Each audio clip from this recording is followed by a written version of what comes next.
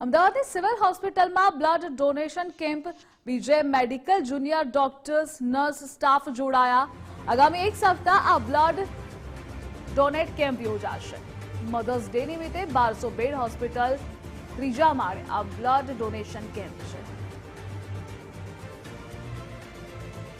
અત્યારે ગઈકાલે પણ સારી એવી માત્રામાં બ્લડ કલેક્ટ થઈ રહ્યું છે। જુનિયર ડૉક્ટર એસોસિએશન દ્વારા 250+ બેગો આવી કલેક્ટ થઈ રહી છે અને આ પ્રવૃત્તિ આ અઠવાડિયા દરમિયાન 24/7 બ્લડ બેંકમાં ચાલુ જ રહેવાની છે।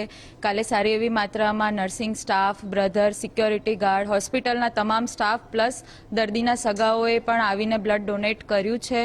અત્યારે સવારથી લઈને સારી એવી માત્રામાં લોકો આવી રહ્યા છે, પોઝિટિવ રિસ્પોન્સ મળી રહ્યો છે અને આ અઠવાડિયા દરમિયાન પ્રવૃત્તિ શરૂ રહેશે। તો બધાને એ પણ અપીલ છે કે તમે અહીંયા સિવિલ હોસ્પિટલ બ્લડ બેંકમાં આવો, તમારું લોહી ડોનેટ કરો।